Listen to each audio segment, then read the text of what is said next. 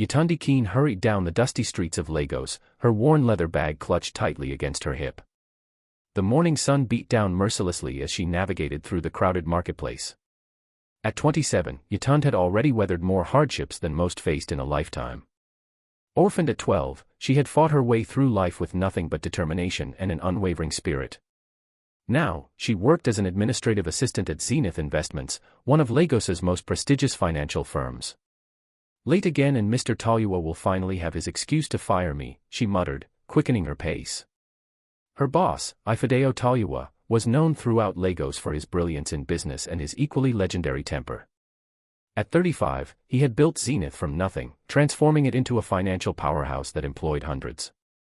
As Yetunde rounded the corner to the bus stop, she noticed an elderly woman struggling with 2 heavy jerry cans of water.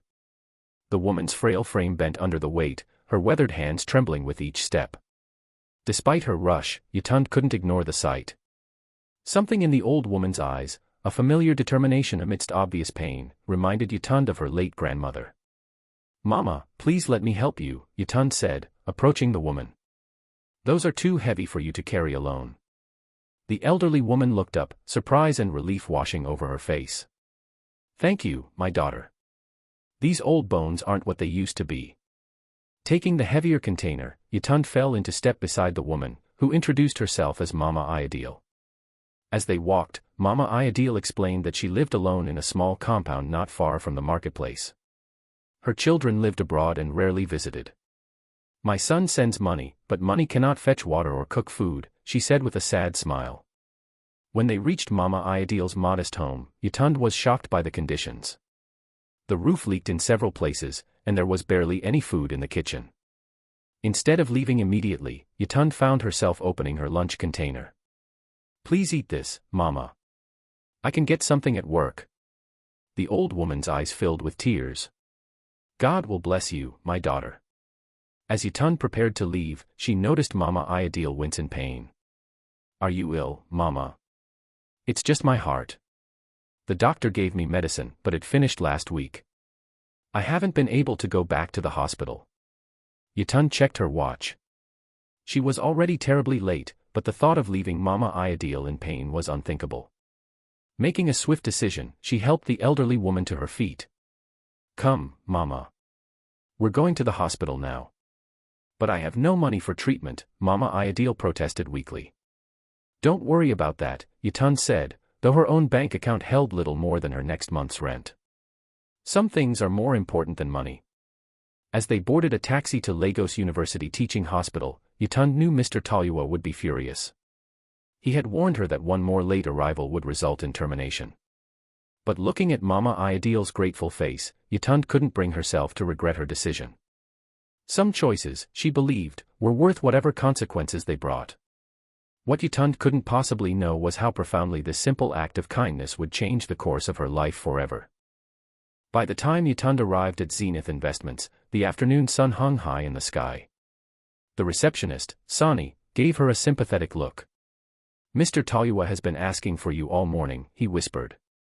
"He's furious, Yetunde." "What happened?" Yetunde sighed, explaining her encounter with Mama Ayodele and the emergency hospital visit. "The doctors say she has a heart condition that requires regular medication. I paid for a month's supply and made sure she was settled before coming here." Sani's eyes widened.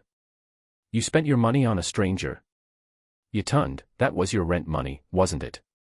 "Some things are more important," Yetunde replied, straightening her shoulders as she prepared to face her boss. The moment she entered the office, Ifedayo Toluwa's thunderous voice filled the space. "Ms. Ekene. You decide to grace us with your presence finally. It's nearly 4 in the afternoon." Ifedayo was an imposing figure, tall and broad-shouldered, with intense eyes that seemed to pierce through any excuse. He had built his reputation on punctuality and perfectionism, demanding the same from everyone who worked for him. "I apologize for my absence, sir," Yetunde began, maintaining her composure. "I encountered an elderly woman who needed medical assistance, and I couldn't leave her alone." Ifedayo laughed bitterly. "So now you're running a charity instead of doing your job? This is a business, Ms. Ekene, not a social service." "It was an emergency, sir." The woman needed. "I don't care what she needed. Ifedayo slammed his hand on the desk. What I needed was my administrative assistant to be present for the Kabaki meeting this morning. They're one of our biggest potential clients.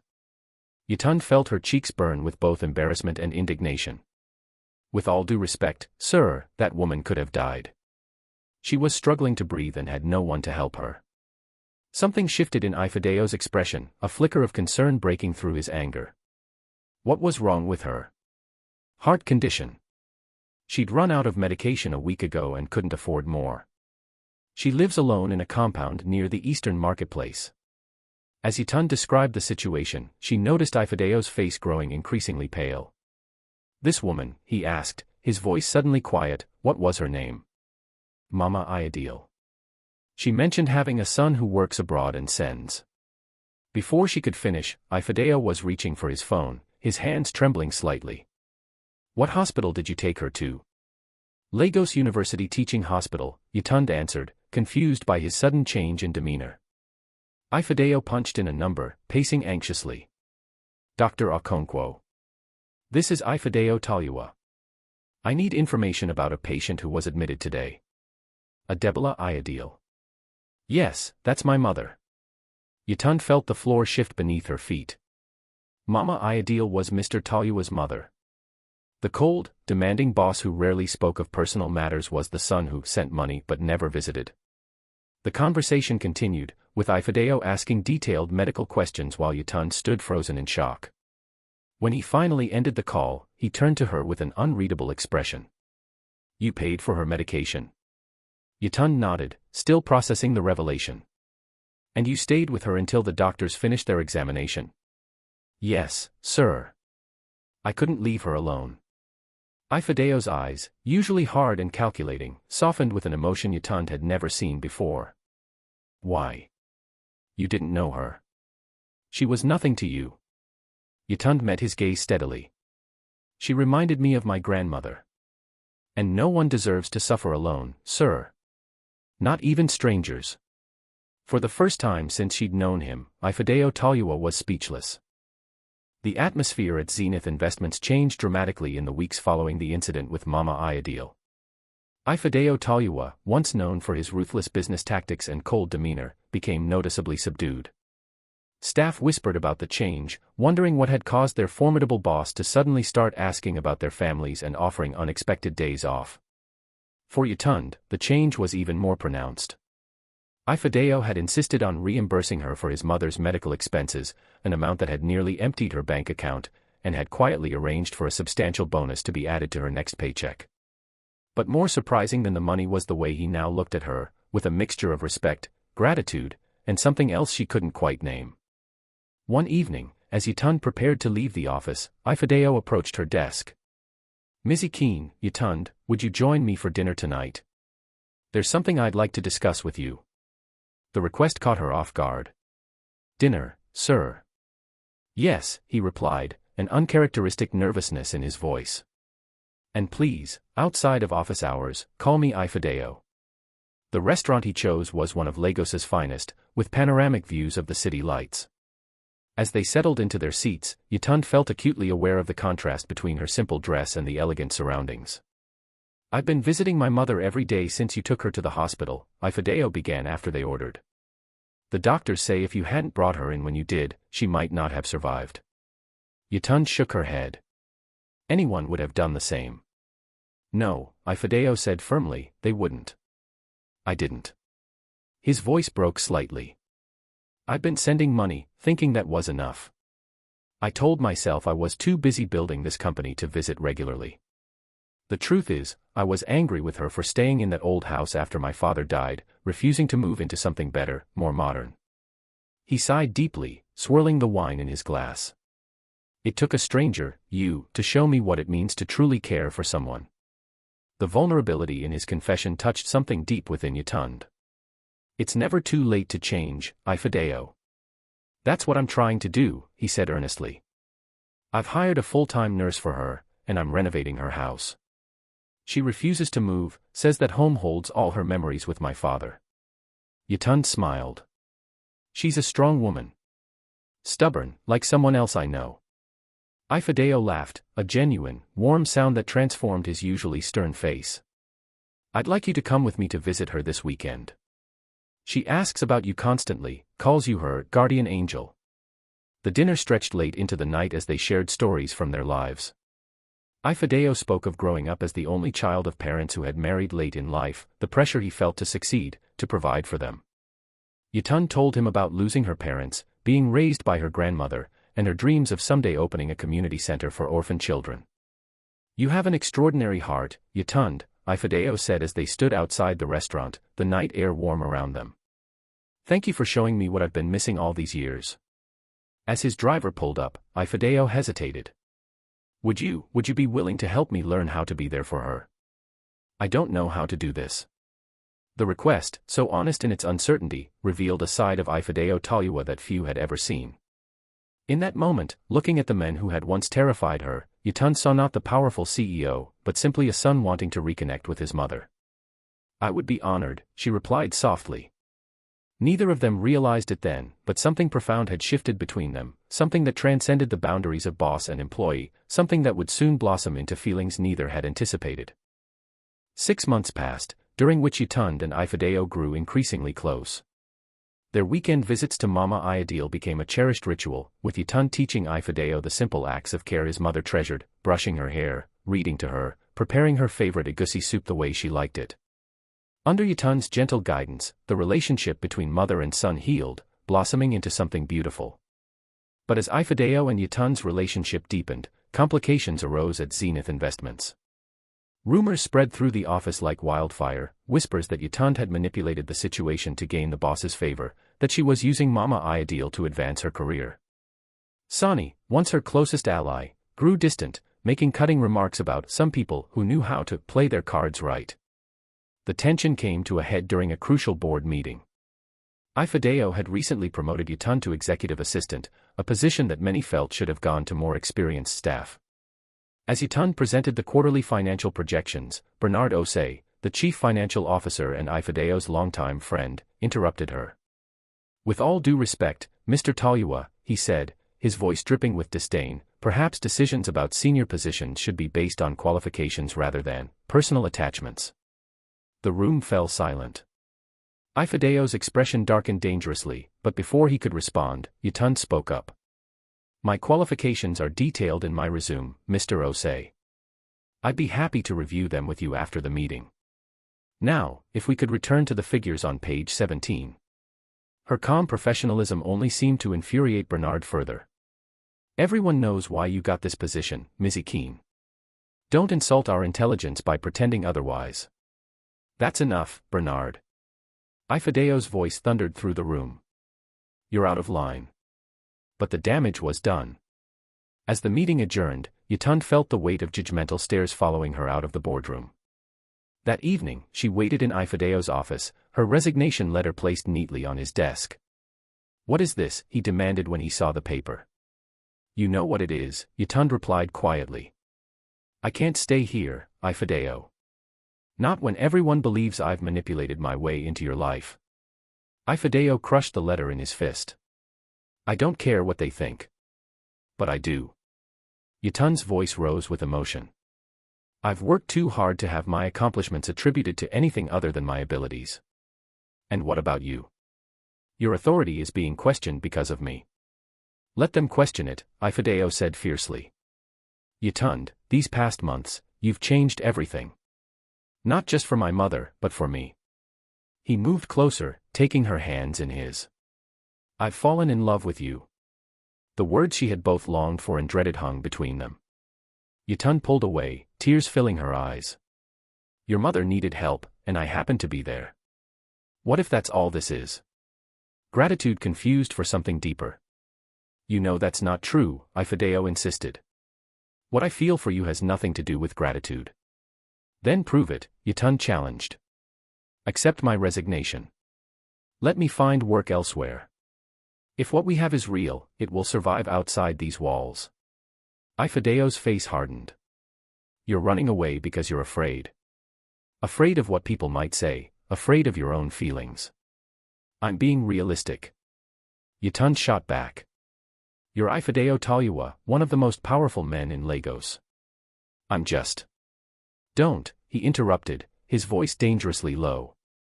Don't diminish yourself. Not to me. The tension between them crackled like electricity. Years of self-preservation battled against the undeniable connection they shared. I need time, Yetunde finally said. Time and space to think clearly. Without waiting for his response, she walked out, leaving Ifedayo standing alone in his office, surrounded by the empire that suddenly felt meaningless without her. Neither noticed Mama Ayodele's nurse, who had overheard everything from the hallway where she'd been waiting to deliver medicine for Ifedayo to take to his mother. By morning, the old woman would know everything about the rift between her son and the woman who had saved her life. 3 weeks of silence stretched between them like an eternity. Yetunde threw herself into volunteering at a local orphanage, trying to fill the ache in her heart with meaningful work. She had rejected Ifedayo's calls and messages, needing the distance to sort through her conflicted feelings. The only connection she maintained was with Mama Ayodele, visiting her twice weekly, careful to schedule her visits when Ifedayo would be at the office. What Yetunde didn't know was that the wise old woman had become an unexpected ally in healing the rift between them. He is suffering, my daughter, Mama Ayodele told her during one visit, her weathered hands gently patting Yetunde's. And so are you. Pride and fear make poor companions for the heart. Yetunde sighed, arranging fresh flowers by the window. It's complicated, Mama. Love always is, the old woman replied with a knowing smile. But some complications are worth enduring. Meanwhile, across Lagos, Ifedayo was making a decision that would reshape both their lives. After weeks of soul-searching and long conversations with his mother, he had come to understand what truly mattered. On a rain-soaked Saturday afternoon, as thunder rumbled across the sky, Yetunde answered a knock at her door to find Ifedayo standing there, drenched and determined. "What are you doing here?" she asked, pulling him inside despite herself. "Something I should have done weeks ago," he replied, water dripping from his clothes onto her modest apartment floor. "I've resigned as CEO of Zenith." Yetunde stared at him in disbelief. "You what? Why would you do that?" "Because you were right," he said simply. "What we have deserves the chance to grow outside the shadow of power dynamics and office politics. I've appointed Bernard as my successor." "Bernard? The same Bernard who apologized profusely once he understood his mistake," Ifedayo finished. "He's a good businessman, just a protective friend. And terrible at expressing it." Yetunde shook her head, trying to process his words. "But Zenith is your life's work. You built it from nothing." "No," Ifedayo said, moving closer. "It was never my life's work. It was my shield, my way of proving myself to a world that took my father too soon. My real life's work began the day you showed me what it means to truly care for someone else." He reached into his pocket, pulling out a small, carved wooden box. "My mother gave me this. It was my grandmother's." Inside nestled a simple gold ring, elegant in its understated beauty. "I'm not asking because of gratitude," Ifedayo said softly. "I'm asking because in you, I found the courage to be vulnerable, to reconnect with my mother, to see beyond balance sheets and profit margins. I'm asking because I love the way you see the world, not as it is, but as it could be." Yetunde's heart raced as he continued. "I'm starting a foundation focused on healthcare for the elderly and support for orphan children. I was hoping you might co-direct it with me, as my wife." The proposal hung in the air between them, honest and unadorned. No grand gestures, no public spectacle, just the truth of his heart offered plainly. "The world will talk," Yetunde warned, though her resolve was weakening. "Let them," Ifedayo replied with conviction. "What matters is what we build together." Rain continued to pour outside, but in that small apartment, something beautiful bloomed, trust reborn, fears laid to rest. "Yes," Yetunde whispered. "Yes to all of it." 2 months later, in a ceremony that blended traditional customs with their own personal touches, Yetunde and Ifedayo were married under the ancient Iroko tree in Mama Ayodele's compound, the same place where they had first connected through an act of kindness. As guests celebrated around them, Mama Ayodele approached the couple, her eyes bright with contentment. "Remember this always," she told them, clasping their joined hands in hers. "The greatest wealth is not what you accumulate, but what you give away. Your love began with an act of giving without expectation of return. Keep that spirit alive, and you will never truly be poor." Yetunde looked at her husband, remembering the arrogant boss she had once feared, marveling at the transformation kindness had wrought in both their lives. From water jugs to wedding rings, she murmured, squeezing his hand. Who would have thought? Ifedayo's answering smile held all the promise of their future, one built not on power or position, but on the revolutionary simplicity of compassion. In the end, it wasn't just Mama Ayodele who had been rescued that fateful morning. Through one act of kindness, 3 souls had found their way home.